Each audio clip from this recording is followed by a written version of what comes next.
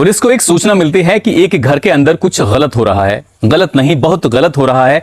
यदि आप जल्दी से यहां पर नहीं आए तो और भी बड़ा कुछ खराब हो सकता है।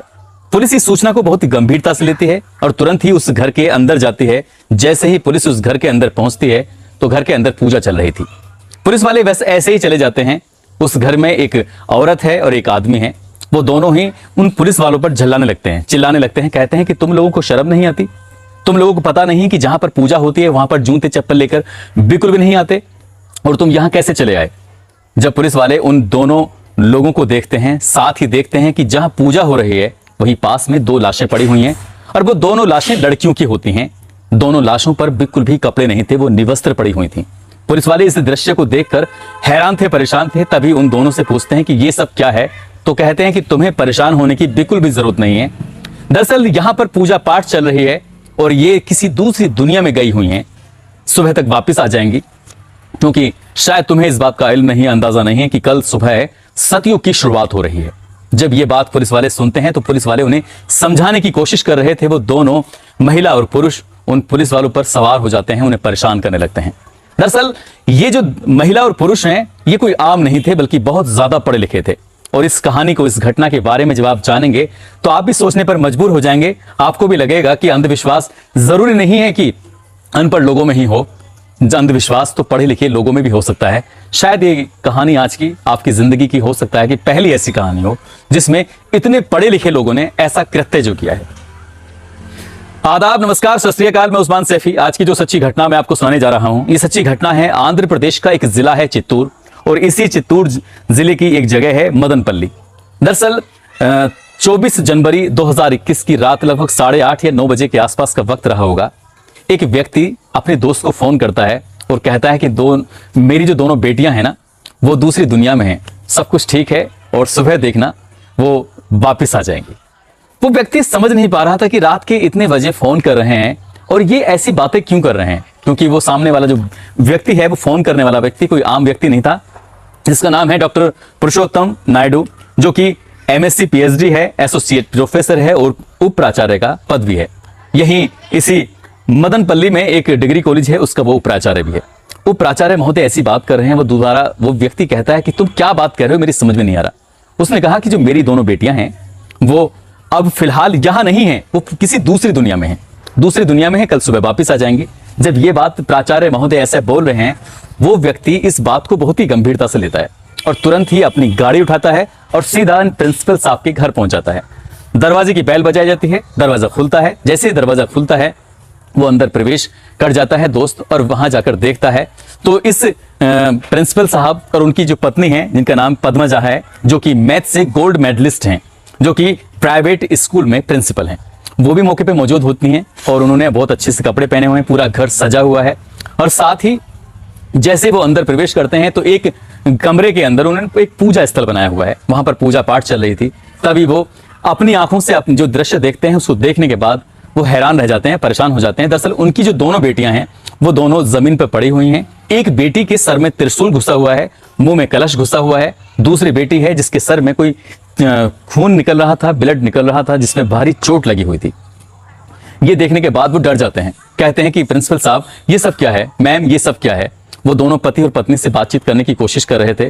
वो बहुत ही शांत स्वभाव से उनका जवाब दे रहे थे कि परेशान होने की बिल्कुल जरूरत नहीं है। दरअसल ये लोग एक दूसरी दुनिया में प्रवेश कर चुके हैं और कुछ ही घंटों के बाद वापस आ जाएंगे, सब ठीक हो जाएगा। तुम्हें लगेगा ही नहीं कि ये मर गए हैं। ये मरे नहीं हैं, बल्कि दूसरी दुनिया में जा चुके हैं। और हमने तुम्हें इसलिए फोन किया था कि शायद ये सब चीजें तुम भी अगर चाहो तो तुम भी दूसरी दुनिया में प्रवेश कर सकते हो और स्वर्ग लोग जाकर वापस आ सकते हो। पर ये सब चीजें जो इस तरह की बातें कर रहे थे, बहुत ही अच्छे तरीके से बोल रहे थे। वो व्यक्ति डर जाता है, परेशान हो जाता है, कहता है कि मैं अकेला नहीं जाना चाहता, बल्कि अपने परिवार के साथ जाना चाहता हूं, क्योंकि मेरे भी तो अपने बच्चे हैं, मेरी बीवी है, बाकी परिवार के लोग हैं। मैं उन लोगों को लेके आता हूं और हम सब मिलके एक साथ दूसरी दुनिया में जाएंगे, क्योंकि कल सतयुग जो है। बस वो किसी बहाने से व्यक्ति उस घर से बाहर निकल आता है, फिर से दरवाजा बंद होता है। वो वापस अपने घर नहीं जाता, बल्कि नजदीकी पुलिस स्टेशन जाता है, दौड़ता हुआ, हाँफता हुआ। वहां पर पुलिस वाले मौके पर मौजूद होते हैं। अब वो अपनी बात बताने की कोशिश कर रहा है, लेकिन आवाज निकल नहीं रही है, पसीने छूट रहे हैं, सर्दियों का दिन होते हैं। लेकिन पुलिस वाले उसको शांत करते हैं, कहते हैं कि परेशान मत हो, जो भी है वो बात बताइए। फिर वो बात बताने की कोशिश करता है और बात बताकर जब पुलिस वाले सुनते हैं तो पुलिस वालों को यकीन नहीं होता कि जिस तरह की बातें वो कर रहा है। उसके बाद वो कहता है कि आप मेरी बात का यकीन कर रही है। जो प्रिंसिपल साहब हैं डॉक्टर नायडू साहब और उनकी पत्नी पद्मा झा, जो कि वो भी प्रिंसिपल हैं और ये दो, एक गोल्ड मेडलिस्ट है तो एक एमफिल और पीएचडी है, आप जल्दी से चलिए। वो सीधा पुलिस वाले दौड़ते हुए उसके पास पहुंचते हैं। वहां जाकर जैसे दरवाजा खुलता है, दरवाजा खुलने के बाद यहाँ जो दंपति है, प्रिंसिपल उनकी पत्नी है, उनको लग रहा था कि वो अपने दोस्त उनका अपने बच्चों को लेके आया, लेकिन वो बच्चे नहीं लेके आया था बल्कि पुलिस को साथ लेके आया था।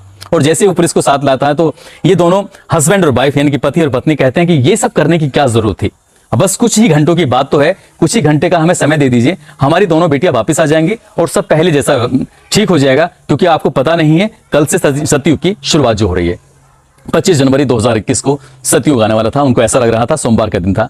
पुलिस वाले उन्हें शांत करने की कोशिश करते हैं। तभी वो जैसे अंदर पुलिस वाले जाते हैं उस रूम के अंदर जिस रूम में पूजा हो रही थी, तभी इस जो पद्मा झा है वो जाकर गुस्सा करने लगती है। कहती है कि तुम लोगों को शर्म नहीं आती इस तरह से चप्पल लेके, जूते लेके जब आप इस तरह से घुस रहे हैं, आपको पता नहीं है ये सब क्या हो रहा है।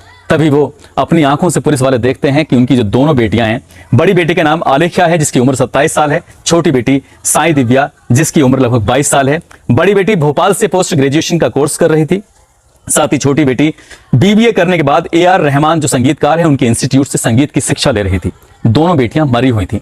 छोटी वाली बेटी के सर में त्रिशूल है, उसके मुंह में कलश लगा हुआ है। साथ ही दूसरी बेटी है वो भी बड़ी वाली, उसको कोई भारी वस्तु मारी गई थी जिसकी वजह से वो मर चुकी है। पुलिस वाले उन्हें शांत करने की कोशिश कर रहे थे, वो कोई गुस्सा नहीं कर रहे थे, बड़े प्यार से उन्हें हर बात का जवाब दे रहे थे। उन्हें उनकी बातों से लग रहा था कि वो शायद नॉर्मल नहीं है बल्कि एबनॉर्मल हो चुके हैं, इनका मानसिक संतुलन पूरी तरह से खराब हो चुका है। पुलिस वाले उनसे पूछते हैं, समझाने की कोशिश कर रहे हैं, तो वो कहते हैं कि सर कुछ ही घंटों की बात है, हमें सिर्फ कुछ घंटे दे दीजिए, आप सुबह आइएगा और यकीन मानिए यहाँ कुछ भी नहीं है, सब कुछ ठीक चल रहा है। लेकिन कानून इन सब बातों को, भूत प्रेत, जादू टोना, तंत्र मंत्र, इन पर कोई विश्वास नहीं करता है। इसलिए पुलिस वालों ने अपनी सख्ती का प्रयोग करते हुए दोनों दंपति को हिरासत में लिया, दोनों डेड बॉडी को कब्जे में लेकर पोस्टमार्टम के लिए भेजा। और पोस्टमार्टम से पता चलता है कि लड़की की मौत त्रिशूल से हुई थी और उस पर भारी वस्तु से हमला हुआ था, उसकी वजह से मौत होती है। काउंसलिंग कराने के बाद इनसे पूछताछ की जाती है, तो पूछताछ कराने के बाद उन्हें पता चलता है इनकी बातों से और आसपास के लोगों से पूछा जाता है कि कहा जाता है कि 3 दिनों से इस घर का ताला लगा हुआ है, अंदर से बंद है, बिल्कुल कोई अंदर आ नहीं सकता। जो घर की नौकरानी है वो भी नहीं आ सकती है, उसको भी मना किया हुआ है। सिर्फ खास रिश्तेदार हैं वो ही अंदर आ सकते थे और किसी के आने की परमिशन ही नहीं थी। अंदर क्या चल रहा था हमें कोई जानकारी नहीं है। और जब ये बात उनके स्कूल में, उनके इंस्टीट्यूट में पहुंचती है तो वहां के छात्र छात्राओं को भी यकीन नहीं होता कि उनके प्रिंसिपल इस तरह के काम कर रहे थे। जब पुलिस वाले इस बात की पूछताछ करते हैं, उस दंपति से जानने की कोशिश कर रहे हैं कि आखिरकार तुम्हारे घर में हुआ क्या है और तुम ये सब क्या कर रहे थे, तब वो दोनों दंपति जो बताते हैं उसे सुनने के बाद पुलिस भी सन्न रह जाती है, परेशान हो जाती है।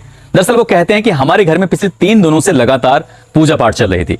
24 जनवरी 2021 की रात 12 बजे तक कलयुग था, उसके बाद जो आगे का समय था वो सतयुग की शुरुआत होनी थी और हमारे बच्चे, हम लोग सभी मिलकर सतयुग में जाना चाहते थे और इसीलिए हमने पूजा अनुष्ठान रखा था। ये पूजा शाम को 6:30 बजे से ही शुरू हो जाती है और इसके बाद इन दोनों लड़कियों के कपड़े बिल्कुल उतार दिए जाते हैं, निवस्त्र कर दिए जाते हैं। फिर लड़की के जो सर पर बाल थे उनको भी उनका मुंडन कर दिया जाता है, सर पर एक भी बाल नहीं होता। उसके बाद जब कुछ वक्त गुजरता है, वो कुछ मंत्र पढ़ रहे थे, मंत्र पढ़ने के बाद छोटी बेटी बड़ी बेटी से कहती है कि पहले मैं बाहरी दुनिया में जाऊंगी, इसलिए तुम मेरी मदद करो। तो बड़ी बेटी त्रिशूल उठाती है, त्रिशूल उठाने के बाद अपनी बहन के सर में बहुत तेजी के साथ मारती है, वो त्रिशूल उसके सर में पूरा घुस जाता है। वो बेटी वहीं तड़प तड़प कर दम तोड़ देती है और दम तोड़ने के साथ ही उसके मुंह में कलश रखा जाता है। तब बड़ी बेटी अपनी माँ से कहती है कि अब मैं दूसरी दुनिया में जाना चाहती हूँ, इसलिए मेरी मदद करो। तो माँ वही डंबल रखा हुआ था जिससे बॉडी बनाई जाती है, बॉडी बिल्डर वाला जो डंबल होता है वो भारी होता है, उसको माँ अपनी बड़ी बेटी के सर में एक के बाद एक लगातार मार रही थी और बड़ी बेटी भी मर जाती है। उन दोनों की लाशों को लाल रंग के कपड़े से ढक दिया गया था और पूजा पाठ चल रही थी। तभी दंपति आपस में बातचीत करते हैं, कहते हैं कि ये सब जो हुआ है, हम दूसरी दुनिया में जा रहे हैं, ये सब किसी को पता ही नहीं चलेगा, इसलिए किसी न किसी से तो ये बात करनी ही पड़ेगी। तभी प्रिंसिपल साहब अपने दोस्त को फोन करके पूरी जानकारी देते हैं, कहते हैं कि मेरी बेटियां मरी नहीं है बल्कि दूसरी दुनिया में चली गई हैं। दोस्त इस मामले को गंभीरता से लेता है। उसके बाद जब पुलिस वाले फिर पूछते हैं तो आगे क्या करते, तो वो कहते हैं कि पहले हमने अपने बच्चों को इस तरह से दूसरी दुनिया में पहुंचा दिया, अब हमारा नंबर था पहुंचने का, हम ये सब करने ही वाले थे, क्योंकि अब नंबर था पत्नी और पति का, वो एक दूसरे को मारते, कौन किसको मारता, कैसे मारते, वो सब होने वाला था। उससे पहले ही पुलिस आती है और उनके इस पूजा पाठ में विघ्न डालकर 2 लोगों की जान हमेशा के लिए बचा लेती है। लेकिन जिस तरह की बातें सामने निकल के आती हैं, उससे लगता है कि एक पढ़ा लिखा परिवार आखिरकार ऐसा कदम कैसे उठा सकता है। वाकई ये घटना हैरान करने वाली थी, परेशान करने वाली थी। पूरे आंध्र प्रदेश में जब ये बात पहुंचती है कि एक बहुत ही बेहद पढ़ा लिखा परिवार ये सब इस तरह की घटना को वो अंजाम दे रहा था, तो इस घटना को सुनने के बाद लोग सन्न रह जाते हैं। ये सोचने पर मजबूर हो जाते हैं कि अंधविश्वास के दलदल में जरूरी नहीं है कि कोई अनपढ़ व्यक्ति या कम पढ़ा लिखा व्यक्ति पढ़ सकता है, बल्कि अंधविश्वास की दुनिया में ये बहुत पढ़े लिखे लोग भी पड़ गए थे। और जब से लॉकडाउन इस बीच में लगा था, उस लॉकडाउन में ये बिल्कुल घर में रहे। उन्होंने कुछ ऐसी किताबें, कुछ ऐसी क्रियाएं की थी जिनसे ये पढ़ी थी, जिनसे क्या ये नई चीज सीखे थे। और लड़कियों के जो प्रोफाइल वगैरह चेक किए गए सोशल मीडिया पर, तो उस प्रोफाइल में जिन्होंने जिस तरह के कमेंट लिखे थे वो वाकई अपने आप में हैरान करने वाले थे। छोटी बेटी साई दिव्या ने अपने इंस्टाग्राम और फेसबुक पर लिखा था कि शिव आ गए हैं, काम पूरा हो गया है। यानी कि इस बात को देखने के बाद ऐसा लग रहा था कि इस घटनाक्रम में दोनों बेटियां भी पूरी उतनी ही शामिल थी जितने क्या माँ बाप शामिल थे। दोस्तों, इस घटनाक्रम को सुनाने का उद्देश्य किसी को परेशान करना नहीं है, किसी का दिल दुखाना नहीं है, बल्कि आपको जागरूक करना है, आपको सचेत करना है। तंत्र मंत्र वगैरह में कुछ नहीं रखा है। ये सब जादू, काला टोना जो होता है, तो ये सब बेकार की चीजें हैं। इन पर कभी विश्वास ना करें और ऐसा कोई कदम ना उठाएं जिससे कि किसी को हानि हो, चाहे वो शारीरिक हो या फिर आर्थिक हानि हो। जाते जाते रवि कुमार के बेटे हैं विष्णु, जो कि हरियाणा के रहने वाले हैं, और साथ ही रायबरेली के रहने वाले पुष्पेंद्र यादव। आज इनका जन्मदिन है। इन लोगों को जन्मदिन की बहुत सारी शुभकामनाएं, बहुत बहुत मुबारकबाद। दोस्तों, सब आप लोग अपना ख्याल रखें, सुरक्षित रहें। जय हिंद, जय भारत।